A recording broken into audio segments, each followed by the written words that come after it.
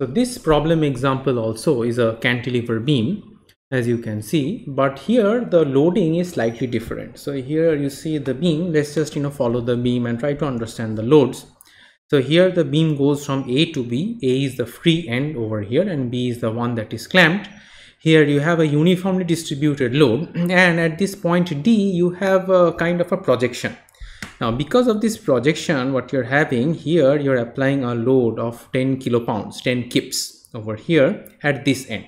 So what is the kind of action this load is going to have on the cantilever beam? Yes, you guessed it right. This is going to have, I can write an equivalent system for this one, where I can shift the 10 over here, and if I'm shifting the 10 from E to D, in addition to that I have to apply a moment, because that is what this is doing. If you have a projection and if you're applying a 10 kilopounds load over here, it is going to cause a turning effect on the beam overall. So for this beam, before we go ahead and solve the shear force diagram and bending moment diagram, let us draw the equivalent system, and also let us try to find the reactions that are there.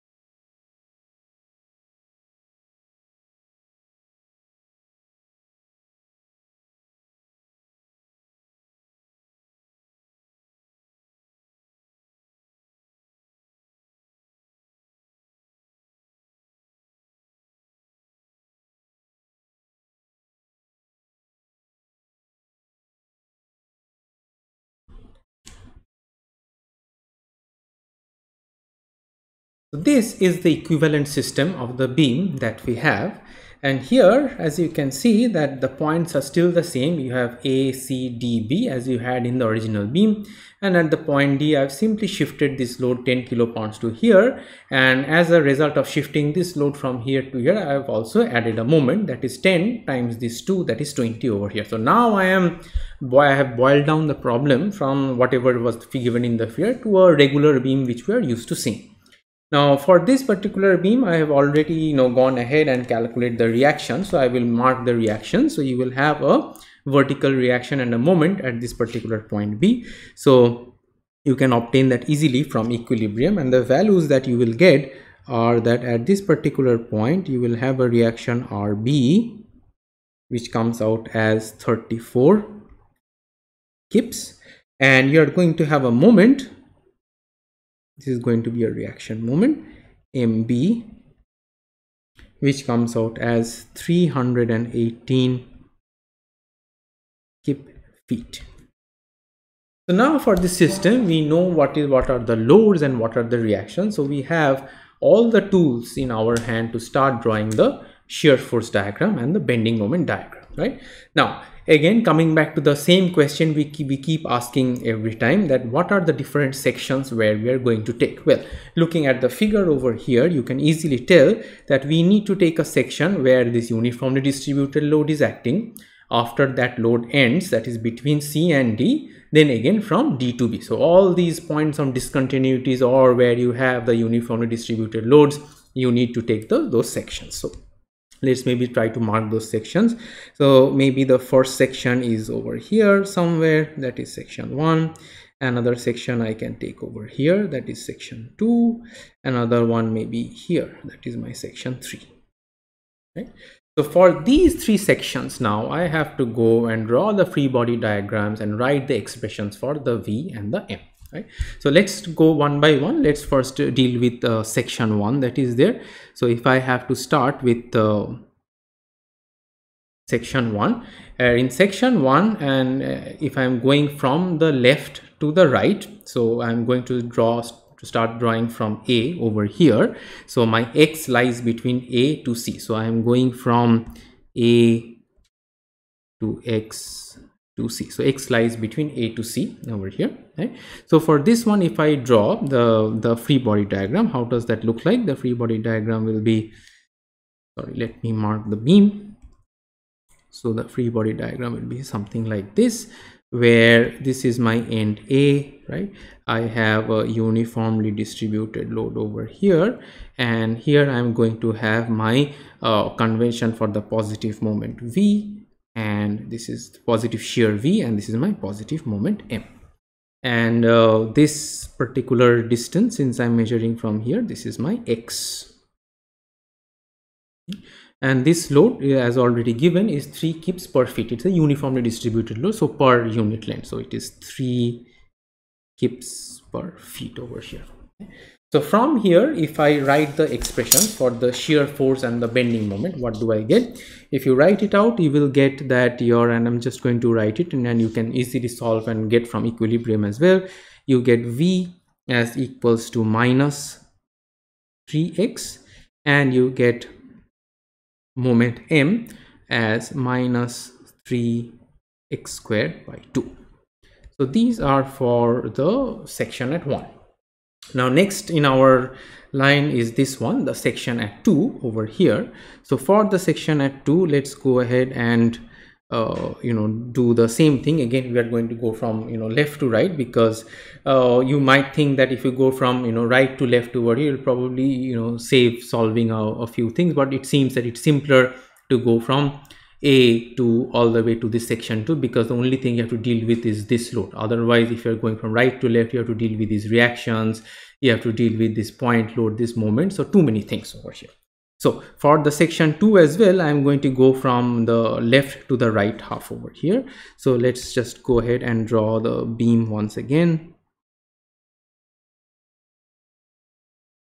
So again, here is my point A, here is my point C, and then my section, this is where my section is. So from A to C, I have the uniformly distributed load that is acting, right? And on the right hand side, I am going to draw my positive shear V and positive moment M. Again, remember the X I am taking is from here.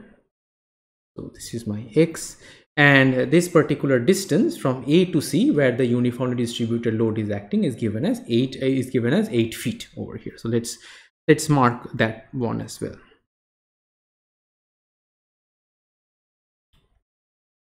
This is 8 feet. So for this system, if you go ahead and if you again do the equilibrium and then find the expressions for the V and the M, what you will get that your V turns out as minus 24 flat out, just a constant number, and your moment M comes out as minus 24x plus 96, right? So these two which we just wrote is for the section 2, is for this section over here. Now the last one in our list of sections is the section 3. Now if you look at section 3, and if you are going from left to right, you are probably going to have to deal with a more number of loads. You have to deal with this UDL, you have to deal with this point load and this point moment. Whereas if you are going from right to left, you just have to deal with these two reactions, the RB and the MB over here. So for this, it's probably wise to go from from B to this particular to this direction, from B to D. Here I forgot to write that this section 2 is essentially you are going from C to D over here. So here it is going to be C to X to D. Right. So the last section which we discussed, section 3, if you are going from right to left, so let's just write that out as well, that for our section 3, what we get is I'm going from B to D, so B to X to D, right? So I'm going to draw from my right to left over here. So let's just draw that.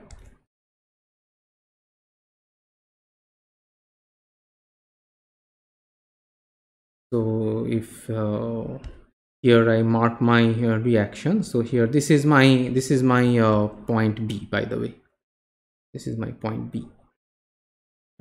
So if I mark my reactions, I have this as what I had found out. This is 34 kips, and I have a moment here as 318 kip feet, right? And I don't have anything in between, so I just have these end reactions, and I don't have anything till I reach the point D. So if I'm taking this section, and since I have gone from right to left, my positive convention for shear, I'm trying to rotate the element clockwise. So the convention for shear is going to be, this is my V, and my moment tries to bend the beam into a trough, so I have an M. So if I again write the expressions for the equilibrium, what you will get from this one is that your V would come out as minus 34, not dependent on x, a constant number, and your moment is going to come as 34 x minus 318. You can easily derive this from here as well. So this, what we derived, is for section 3. Now let's see. So now for all the 3 sections, so I hope that you're slowly getting a hang of it. You chop these sections, and in each of these sections you are finding the expressions for the shear force and the bending moment. So for each of these sections, now that we have the expressions, now we can draw the shear force diagram and the bending moment diagram. So let us go ahead and mark our beam again. So I'm going from A to B. This I'm going to use for my shear force diagram, and I'm going to use this for my bending moment diagram. And let me draw the vertical lines as well, just so that it's easy for me to keep a track of the different points of the different coordinates. So this one is for C, and this one is for D, and the last one is my end support B. These are just guidelines for me, so that I know from where to where I'm going. Okay, so first in our list I have the shear force diagram. So let's see how the shear force varies. So for this part 1 that we have over here, in this part 1 my shear force has an expression of negative 3x. Now here you see, again going back to intuition, this is a free end of the cantilever beam and there is no applied concentrated load over here, so the shear force must be 0. As you see here as well, it's a negative 3x, and it varies linearly from A to C. So if it's 0 over here, when x equals to 3, that is at C, it becomes equals to at 8 feet. So sorry, C is at 8 feet over here. So when at x equals to 8 feet, that is when you are reaching this point C over here, it is going to be minus 3 times 8, that is 24. So let's maybe mark it here as well. So at x equals to 8 feet, that is at C. Oops, I wrote that on top. I will mark it again. So here, let me mark it here, that at x equals to 8 feet, I will have V equals to minus 24, right? So let's mark that one.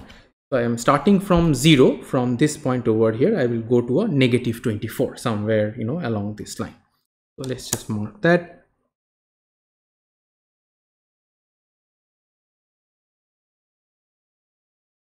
Right. So suppose this is the negative 24. I am not writing the negative sign. Why? Because I'm already drawing in the lower half, but I know it is negative. In the end, inside the boxes, I put the positive and the negative sign, and that is good enough. Okay, so here I have a negative 24. Now I'm going to my section 2. If you see section 2, I have a negative 24 to begin with, and this also sort of tallies with what we have got over here from that first section, because there is no no sudden applied concentrated load. So whatever you have landed up with, you keep on continuing with that one, and the whole from C to D you have a constant of minus 24. So you are going to have a single flat line over here. Right? Negative 24 is going to continue as constant.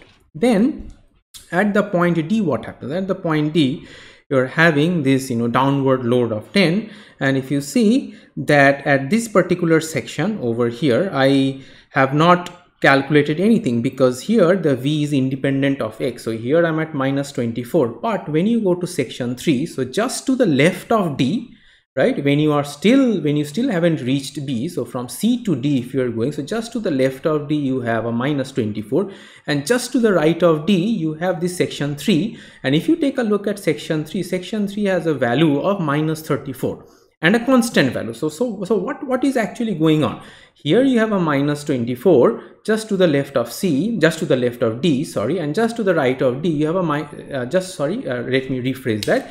Just to the left of D you have a minus 24, and just to the right of D you have a minus 34. So there is a sudden jump. And why is that jump happening? You can tell that, and this is how you slowly have a hang of things, that here you're having an applied load of 10, so minus 24, and it will go down by another 10 as minus 34. So if that is difficult to follow that intuition, if you simply see the numbers over here, minus 24, and as you're going just to the right of D, that becomes a minus 34. So here you will have a little jump, and that is going to continue as a constant, because here you see from B to D all across this entire thing it has a negative 34, and that also makes sense. If you draw a constant negative 34, let me mark that first. You see when you reach at the very right here, you have that reaction RB again, so right, so which is equal and opposite in magnitude. So you have something like this over here. So this is 34, negative 34. So this entire shear force diagram is negative, right? So there is in this kind, for this loading and for this structure, there is no place within the structure you have a positive shear, you have a negative shear over here. Okay, so that takes care of my shear force diagram. Now let's take a look at the bending moment. Now before we go there, let's again appreciate the shear force diagram, especially this point over here. I was just to the left of D, I was minus 24.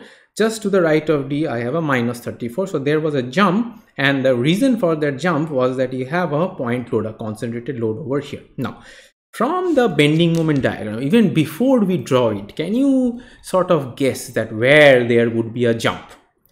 Probably you guessed it right. It will be at the same point again, because here now I have a concentrated moment over here that is 20 cube feet. So let's see whether we get that kind of a jump or not. Okay, so again for the first section, this is section 1, this is 2, and this is 3 over here. For the first section, I have already written here that it is a quadratic variation minus 3x square over 2.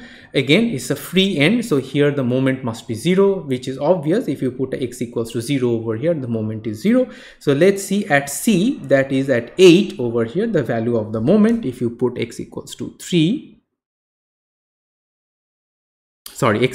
8, which is that point C over here, you will get a value of the moment as negative 96. Right, so it's a quadratic variation and it will go to 96. So let's just draw that. Maybe something like this. You get a 96. I've again drawing in the bottom half plane, so that is negative over here. Okay, all right, so here I get a negative 96 over here. Now interestingly, this quadratic part ends as long as I'm reaching C. Now the moment I'm crossing C, I am from C to D. Here you see the moment variation is linear. This is very interesting over here. And since at this point C, I do not have a point moment which is acting, I should not expect a jump. So as you see over here if you put x equals to that where this C is, right? So if you put a value of x equals to 8, let's see what we get, because here remember x is from here to here, from here A to where you're taking this section. So here if I put x equals to 8, that is at the point C, let's see what we get. So at x equals to 8, you will see m becomes the same thing. It is minus 24 times 8 plus 96, and if you quickly calculate that, 96 minus 24 times 8, you end up with a minus 96, which is what we expect, which is this minus 96 over here. So that is good. But now the question is that from C to D, how is the variation going to be from A to C over here? So let me maybe put the names again so that I don't have to go back to the original figure every time. So A, this is my C, this is my D, and this is my B over here. From A to C, that was a quadratic variation, but from C to D, it's a linear variation. Although the starting point, the starting value is the same, but it linearly varies from C to D. So what is the value?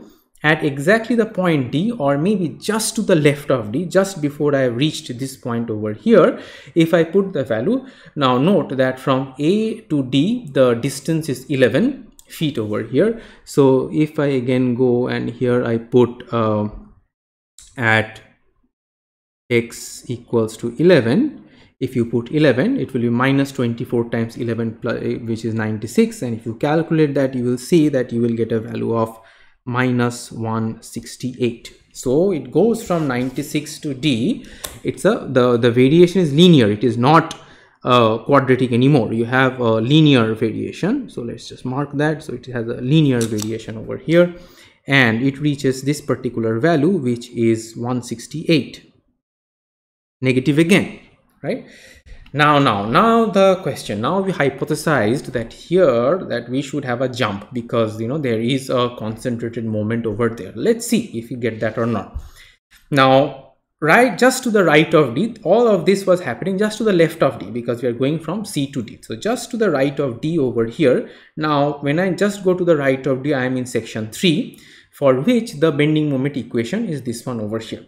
Now this expression, remember, while deriving this one, we were going from right to the left. So x will be measured from B onward. So let's just mark that. I forgot to mark this earlier. So x is going from here, right? So if I put the value of x, if I'm going from here to D, if I put the value of 3 plus 2, remember from B to D, it is 3 plus 2, 5 feet over here. Let's see what we get. So here, if I put at, remember x in this case, you're measuring from the right to the left, because I have taken my section from the right to the left, and I had appropriately marked my positive convention for the shear and the moment. So it's natural that x, when I take, goes from 0 to this point D. If I'm taking at point D, it will be 5. 3 plus 2 equals to 5, right? So at x equals to 5 that you take, you will see you will get the value of the moment as 34 times 5 minus 318. If you calculate, you will see that value will come out as minus 148. Now what does that tell you? That tells you that exactly at the point D, or just to the right, not exactly, just to the right of the point D, I have the value of minus 148, but from my section 2, just to the left of D, I have a value of minus 168. So there has been a jump. So it was 168, now it has become a negative 148. So maybe let me indicate that jump over here. So this value over here is 148. Now, is this jump, so the jump occurs, as we can see. Now, is this jump somehow related to the concentrated moment? Yes, you see, what's the difference between 168 and 148? It's 20. What is the concentrated moment here? That is also 20. So it's all linked. All of them are sort of tied together in this nice bending moment diagram that you have, right? So now here you have a 148, and now remember at this point B over here, I have a moment of 318, right? So in that particular case, what am I going to have here? If I put a value of x equals to 0, right? So because again, I'm going from right to the left. So if I put a value of x equals to 0, I'm going to have a minus 318 over here. So that is even further below. So maybe I just scroll it and maybe mark it somewhere over here. So that is minus 318 somewhere over here. And how is the variation from here to here? Well, the variation is linear. As you see, it is just linearly dependent on x that is there. So the variation is linear. So let's just draw that one as well.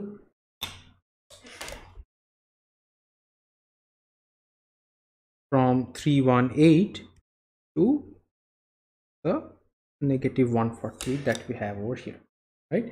And if you take a look here, the value of this moment that you get, it checks out with the reaction that you get here as well. So my final task is to join this one, right? So here you get your overall bending moment diagram. Now a couple of things to note. So in this case, what we got, that this particular line is quadratic